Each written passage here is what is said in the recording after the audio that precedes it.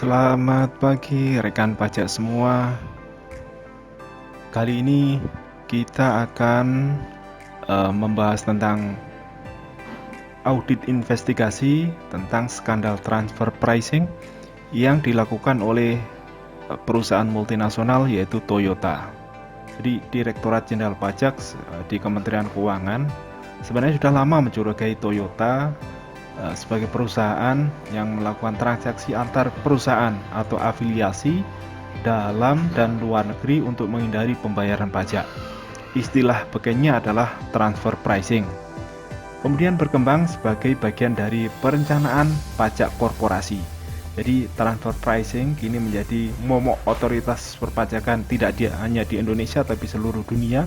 Modusnya adalah sederhana, memindahkan beban keuntungan berlebih dari suatu negara ke negara lain yang menerapkan tarif pajak lebih murah. Pemindahan beban ini dilakukan dengan memanipulasi harga secara tidak wajar. Nah, skandal transfer pricing yang ada di Indonesia ini setelah Direktorat Jenderal Pajak diketahui setelah melakukan pemeriksaan secara simultan, yaitu terhadap SPT atau surat pemberitahuan tahunan dari perusahaan Toyota tersebut pada tahun 2005. Kemudian belakangan jadi dia juga diperiksa untuk tahun pajak 2007 dan 2008 juga ikut diperiksa. Pemeriksaan dilakukan karena Toyota mengklaim kelebihan bayar atau restitusi untuk dikembalikan. Nah, jadi pemeriksaan SPT Toyota tahun 2005 itu petugas pajak menemukan sejumlah kejanggalan. Pada tahun 2004 misalnya laba bruto Toyota ini anjlok dari 30% dari 1,5 triliun di tahun 2003 menjadi hanya 950 miliar. Selain itu rasio gross marginnya perimbangan antara laba kotor dengan tingkat penjualan juga menyusut dari sebelum 14,59% di tahun 2003 kemudian menjadi 6,58% yaitu di tahun 2004. Nah, apa saja sih pemicunya? Ternyata setelah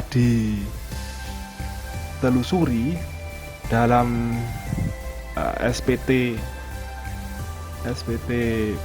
dari PT Toyota ini dari pemeriksaan tahun 2005 ya, itu pemicunya adalah Toyota melakukan restrukturisasi mendasar. Sebelumnya semua lini bisnis produksi dan distribusi mereka dilakukan di bawah satu bendera, yakni PT Toyota Astra Motor.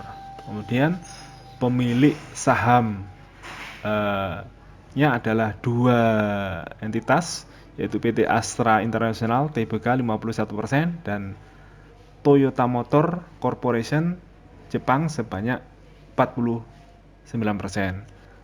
Jelasnya seperti ini, jadi terbagi menjadi dua. Ini komposisi ini adalah sebelum tahun 2003. Kemudian pertengahan 2003 atau medio 2003 gitu, PT Toyota Astra Motor menjual sahamnya ke pemilik saham Toyota Motor Corporation yang ada di Jepang sebanyak 95%.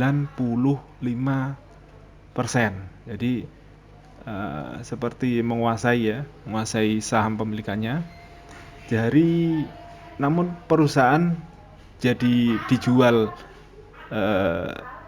sahamnya kepada Toyota Motor Corporation Jepang sebanyak 95% ini kemudian memunculkan entitas baru, yaitu menjadi perusahaan Toyota Motor Manufacturing Indonesia yang kemudian disebut atau disingkat dengan TMMIN. Nah, antara TMMIN dan Toyota Astra Motor ini membentuk perusahaan baru lagi, yaitu Toyota Astra Motor. Toyota Astra Motor ini kepemilikan sahamnya adalah 51% oleh Astra dan selebihnya atau 49% adalah Toyota Motor Corporation Jepang. Nah, selanjutnya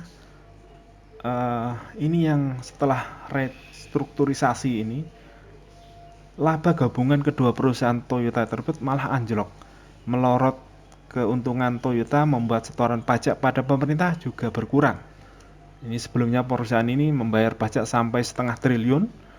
Namun pada tahun 2004 pasca restrukturisasi itu, dua perusahaan Toyota yaitu TMMIN dan TAM hanya membayar 168 miliar. Ya, janggal sekali ya di sini ya turunnya karena omsetnya sebenarnya naik di tahun 2004 itu. Omset naik 40%, tapi labanya justru turun. Nah, jadi kemana keuntungan Toyota menguap? Nah, pemeriksa pajak menemukan jawabannya ketika memeriksa struktur harga penjualan dan biaya Toyota dengan lebih seksama. Disinilah pajak. Di sini jejak transfer pricing perusahaan itu mulai tercium. Toyota diduga memainkan harga transaksi dengan pihak terafiliasi dan menambah biaya lewat pembayaran royalti secara tidak wajar. Nah, ini berdasarkan telisik koran Tempo waktu itu memperoleh selembar dokumen manifest kapal MV Future 3 pada akhir Januari yang lalu tahun 2005, yang bisa mengungkap salah satu indikasi permainan transaksi Toyota, yaitu dalam manifest itu disebutkan bahwa pekan keempat Januari, pada Januari tahun itu Toyota mengirim 307 Fortuner ke Filipina, yaitu melalui Tanjung Priok ke pelabuhan Batangas ini di Luzon, Filipina. Pembelian adalah Toyota, pembelinya di Filipina sana adalah masih pihak afiliasi atau real party Toyota Motor Filipina Corporation, yaitu unit bisnis Toyota negara itu di negara Filipina. Sisanya adalah berupa Innova sejumlah 700 unit ke Thailand melalui pelabuhan Tanjung Priok di Jakarta ke Loem cabang di pelabuhan di Thailand. Nah, uniknya jadi dari kedua transaksi pengiriman baik dari Tanjung Priok ke Filipina atau Tanjung Priok ke Thailand itu dia harus melalui Singapura.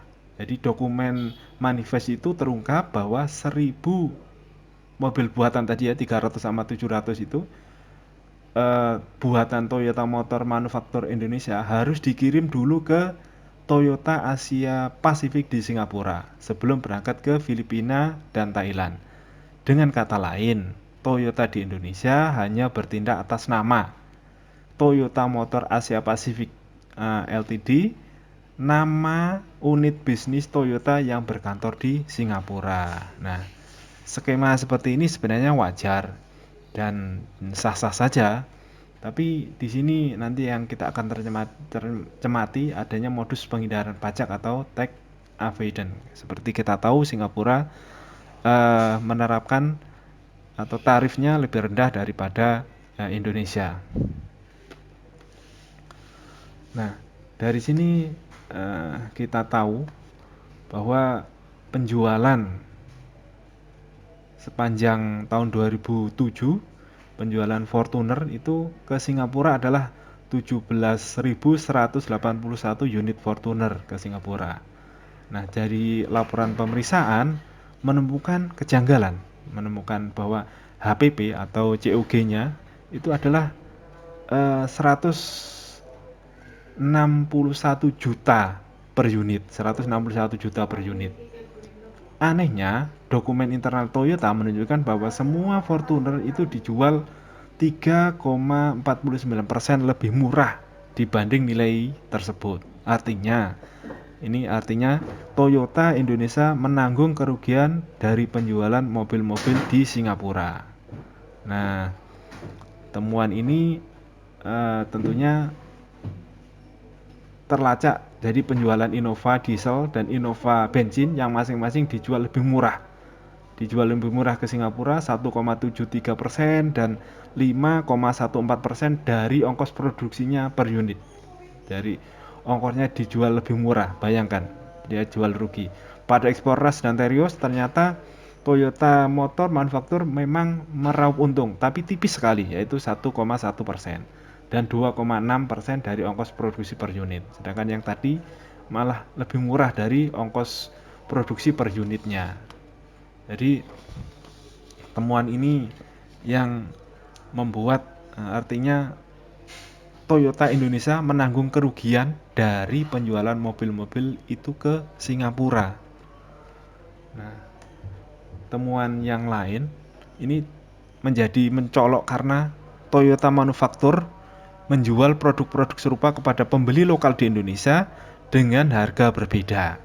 Dijual di Indonesia, mobil yang persis sama dilepas ke pasar dengan nilai keuntungan bruto 3,4 atau sampai dengan 7,67%. Jadi untungnya tidak beda dengan yang dijual di Singapura tadi. Nah, sebagai data pembanding, karena transfer pricing itu memerlukan ini ya, data pembanding. Nah, ini yang menjadi data pembandingnya atas penjualan kepada Singapura yang dijual rugi itu adalah pemeriksa pajak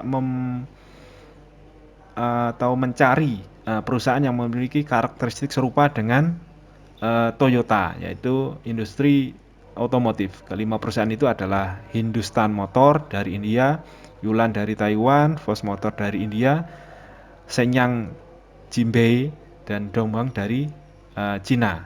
Nah, kalau dari data pembanding tadi, kisaran keuntungan bruto yang dapat dinilai wajar atau amlengnya, ringnya atau ring PKKU-nya, kewajaran dan kelaziman usaha untuk perusahaan otomotif yang melakukan ekspor adalah 3,22 sampai dengan 13,58%.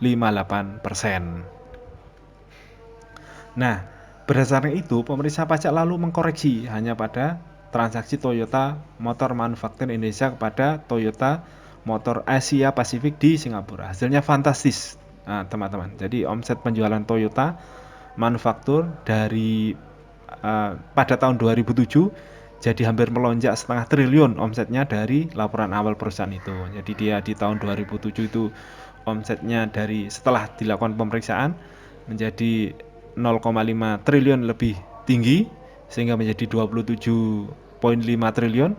Di 2008 malah lebih tinggi, yaitu omsetnya setelah pemeriksaan naik menjadi 1,7 triliun sehingga omset keseluruhan tahun 2008 adalah 34,5 triliun. Nah, dari sini berdasarkan pemeriksaan data menurut WP dan menurut Direktorat Jenderal Pajak itu ada permainan ya. Jadi Direktorat Jenderal Pajak menurut wajib pajak tahun 2007, kita mulai dari bawah 2007 itu menurut WP itu penghasilan kena pajak ya, PHK penghasilan kena pajaknya setelah di COG omset dikurangi COG dikurangi biaya-biaya atau penghasilan kena pajaknya berdasarkan WP tahun 2007 adalah hanya 426, sedangkan menurut Direktorat Jenderal Pajak itu seharusnya penghasilan kena pajaknya adalah 975 miliar. Begitu juga dengan tahun 2008, menurut wajib pajak penghasilan kena pajak hanya 60,6 miliar, sedangkan menurut Direktorat Jenderal Pajak lebih fantastis yaitu 2,45 triliun. Nah, dari pengajuan lebih bayar PT Toyota tadi seharusnya dia LB minta restitusi 412 miliar alih-alih gitu, tapi Direktorat Jenderal Pajak malah menetapkan kurang bayar menjadi 1,22 triliun. Nah, di sini memang kita tahu Singapura adalah negara yang tax haven country ya, surganya pajak. Indonesia kala itu waktu 2007 adalah 25%, sekarang 22 untuk tahun 2022. Sementara di Singapura itu hanya 17%. Nah, karena itulah sejumlah industri yang punya kantor pusat memilih punya kantor pusat di Singapura, termasuk Toyota ini. Jadi sehingga seolah-olah wajar jika diperuntukkan pajaknya juga di sana, karena dia punya cabang atau hub atau perusahaan yang berdiri di Singapura. Inilah salah satu contoh transfer pricing atas perusahaan otomotif terbesar Toyota di Singapura. Terima kasih. Selamat pagi. Assalamualaikum warahmatullahi wabarakatuh.